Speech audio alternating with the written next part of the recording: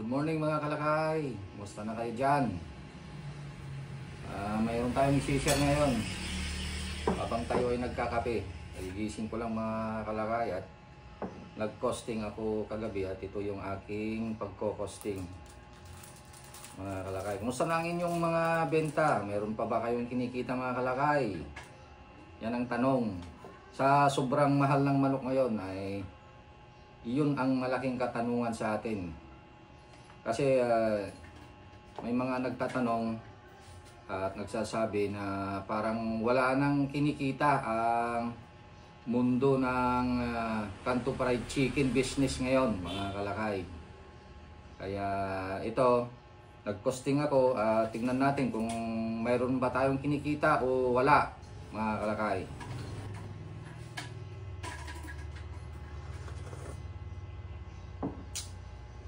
Okay. So sa ating pagko-costing mga kalakay, kailangan alam natin yung mabisang formula. Meron kasing mga nagko-costing na parang kulang yung kanilang pag-costing eh. Kasi ito yung nagiging kulang o mali sa kanilang pag-costing mga kalakay. Wala silang nilalagay na fixed cost. Yung mga fixed cost kasi ito yung binabayaran natin ng taon-taon. Ito yung ating business permit. Yung mga alam natin pag kumuha tayo ng business permit ay marami tayong binabayaran diyan. May mga health certificate tayo diyan, sanitary permit, yung barangay business clearance, Bureau of Fire certificate at marami pang iba. Lalo na kung mayroon kayong BIR mga kalakay. Iyan po ay tinatawag ng mga fixed cost. Kasama na dyan yung kuryente, yung internet.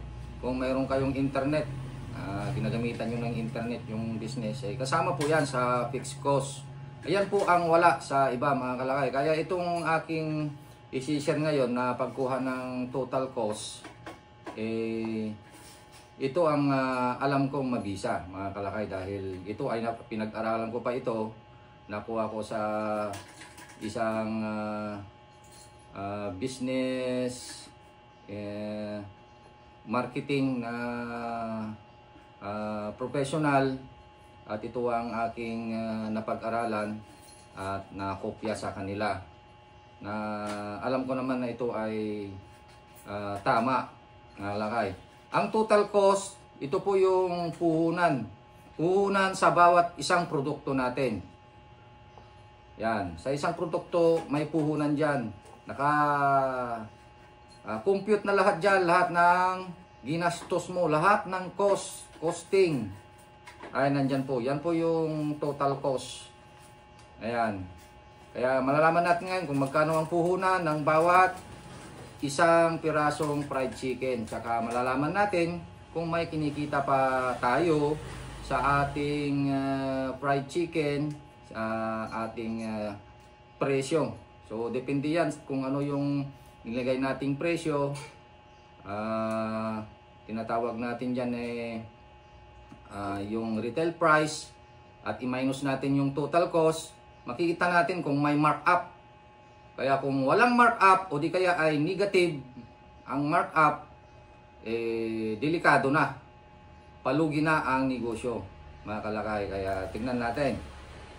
Yan, ang formula po natin ng pagkuha ng total cost ay fixed cost, variable cost, or fixed cost plus variable cost divided by quantity. Yan. So yung fixed cost ay nasabi ko na, yung variable cost naman labor tsaka yung direct material. Yan.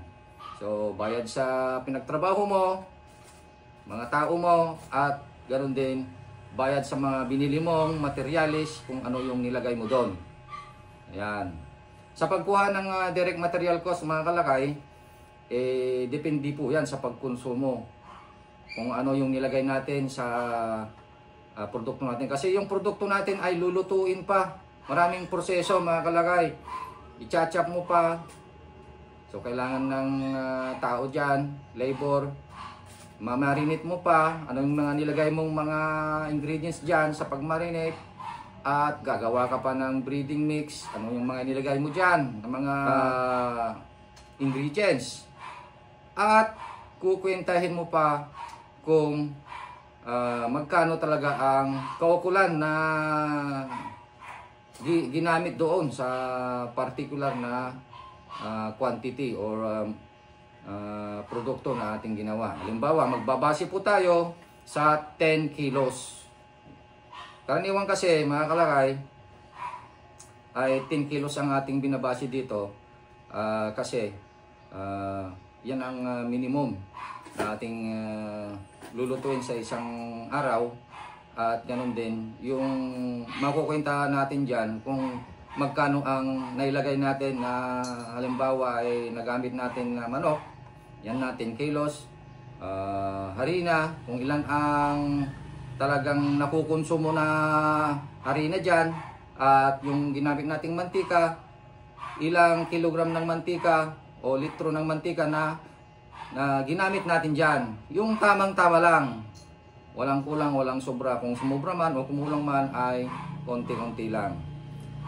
Sa ating pagkwenta ngayon, yun po yung base ng aming pagkonsumo, mga kalakay.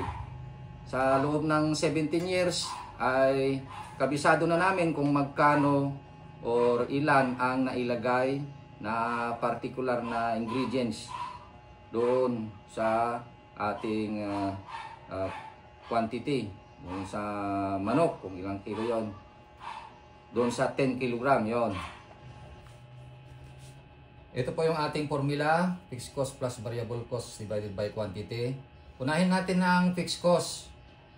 Ito yung fixed cost natin, yung renta ng ating pwesto ay 4,000 per month. I-divide natin yan sa 30 kasi 30 days ang isang month para magiging daily siya. So 133.33 ang daily.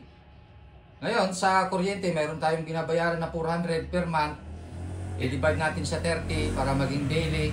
13.33 ang daily natin sa kuryente. Ang business permit natin, kung yan ay binabayaran natin ng isang beses isang taon, ayan, so mga 10,000 lahat-lahat yan. Ito po ay yung mga mayor's permit, sanitary permit, health certificate, bureau of fire, barangay business clearance, etc. Yan, mga 10,000 na lahat yan. I-divide natin sa 365 para maging daily siya kasi yung isang taon mayroong 365 days. So, meron tayong 27.40. So, itotal natin lahat yan. Ang ating fixed cost ay 174.06. Yan. Punta naman tayo, mga kalakay, dito sa may variable cost. Ang variable cost po ay mayroong labor cost at direct material cost. Unahin natin yung labor cost. Ang labor cost po natin, kukunin natin doon sa pinakamalakas na pwesto natin. Meron tayong 2 tao doon. 430 ang sahod ng isa. Minimum wage po yan. 8 hours. At meron silang OT na 100 pesos. 2 hours. Kasi sila na rin yung nag-chat-chat. Kaya meron silang OT na 100. So, all in all, 530 ang sahod nila sa isang araw. Kasama na po yung pag-chop nila ng chicken. So, dalawa sila, 530 plus 530. At meron silang expenses sa service motor na naggagas sila ng, sabihin mo ng 100 pesos per day. Yan. So, ang labor cost natin ay 1,160. Ngayon, punta tayo sa direct material cost. Ito po yung ating procedure sa pagluto ng chicken. Una na po ay marination, paggawa ng breeding mix, pagluto. Yan. So, unahin natin yung marination.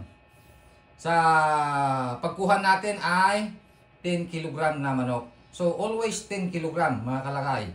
Yan. So, kinuha natin ang pinakamahal na kuha natin ng manok.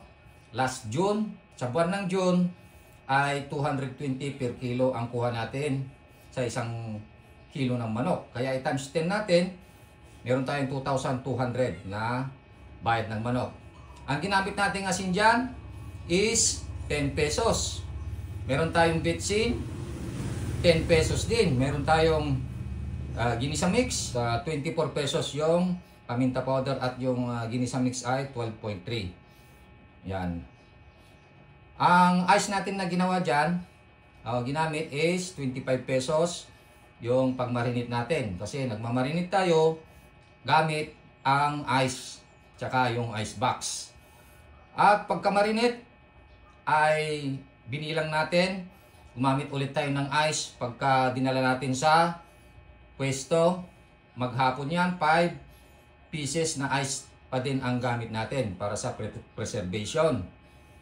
25 pesos. At muntik na natin nakalimutan, magamit tayo ng garlic powder. Ayan. So 12.3 parehas ng ginisa mix. 12.3. So total of 2,318.60 ang marination natin. Punta tayo sa breading mix. Ayan, sa breading mix, ang 10 kilos na chicken ay nakakaubos ng 3 kilos na harina. Ayan, ang bayad sa 1 kilong harina is 36. Pera kung bibili kayo ng kilo-kilo ay magiging 40 or 45 pesos ang bawat isa. Pero ang kuha namin 36 per kilo kasi 900 per kilos ang kuha namin dyan.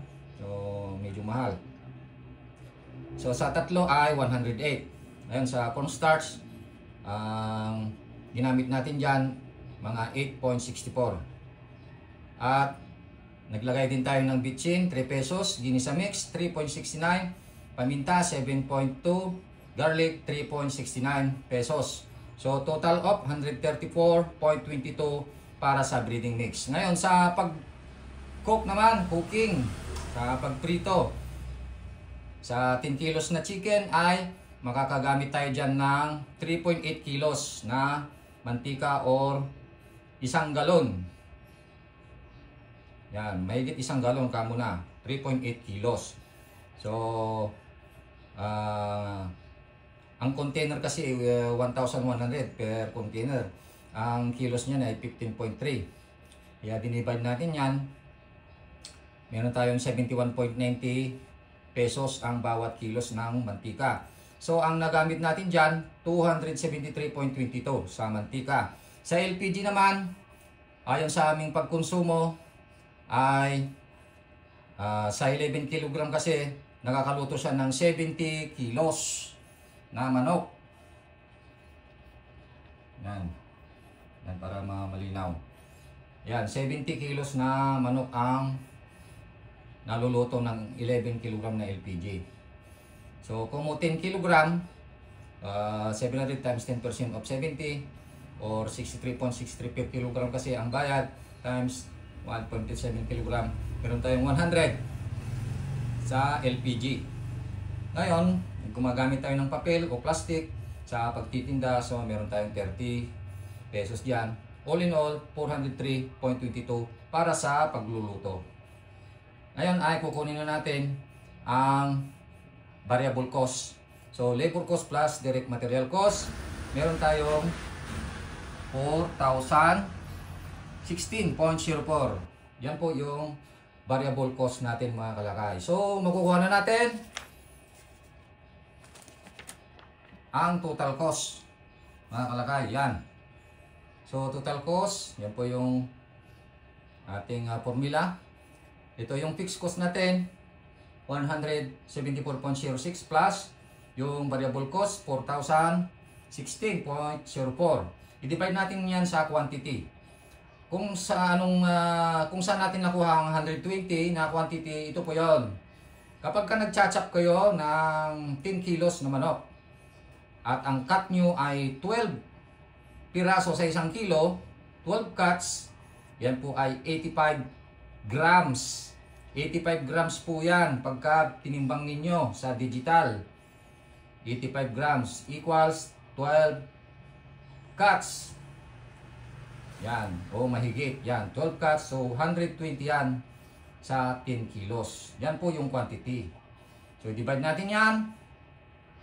4,190 divided by 120, meron tayong 34.91. So yan po yung total cost po natin. 34.91. Ngayon, tukunin natin ang markup mga kalakay. Ang benta natin ngayon dyan sa ating fried chicken is 35 pesos. Yan, lalakihan ko na. So 35 pesos retail price natin. Ngayon, ang total cost o puhunan ng bawat isa is 34.91. So, minus natin, meron tayong 0.09 cents. Ayan oh. Ito po yung markup mga kalakay. So, yan po yung ganansya natin, tubo natin sa isang piraso. 0.09 centavos. So, yan lamang po. Akala ng iba kasi malaki na yung kinikita natin. So, ito po ay buwan ng June. June 2025 na ang presyo ng manok is 220 per kilo. Yan. 220 per kilo. Ayan po. So, 0.09 cents ang kita natin. Kaya, kung nagbenta ka ng 30 pesos, wala na. Halimbawa, 30 pesos ang benta mo dyan. Ang puhunan dyan 34.91. So, magkano ang lugi mo dyan mga kalakay? So, negative ka na. Negative. 4.91 ang lugi mo na dyan pagka bininta mo yan ng 30 pesos. Yan. Kaya mag-iingat tayo mga kalakay. Kung hindi tayo nagko-costing, hindi natin makuha ang total cost. So, maaari kang malugi. Akala mo, ang dami nang nagbibenta, pumupunta sa iyo lahat ng mga customer mo, pero yung pala wala kang kinikita mga kalakay. Negative ang markup mo. Negative. Yan.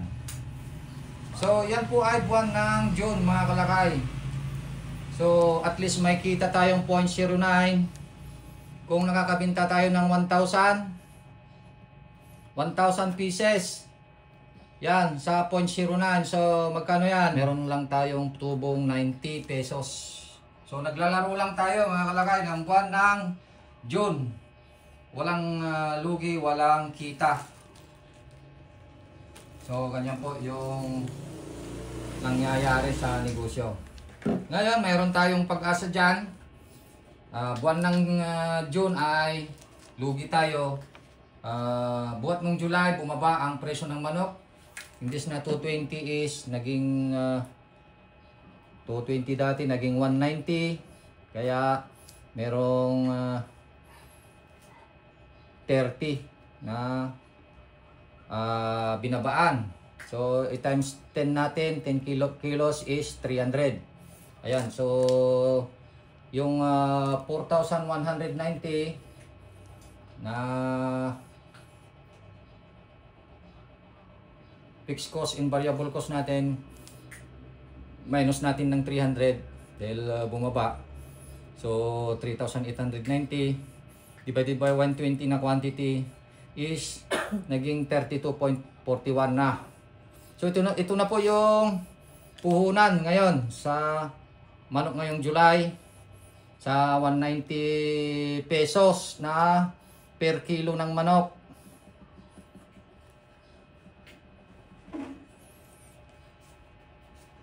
Ayan, bumaba kasi ang presyo ng manok ngayon. Ito na yung ating total cost, 32.41. Kapag kinuha natin ang markup sa 35 pesos na price, retail price natin,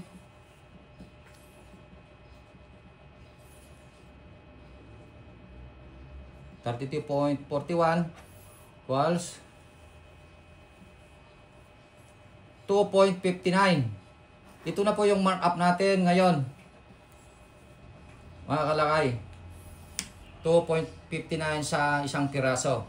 Kapag ka nakakabenta tayo ng halimbawa 1,000 pieces sa isang araw, times 2.59 ay magkano na?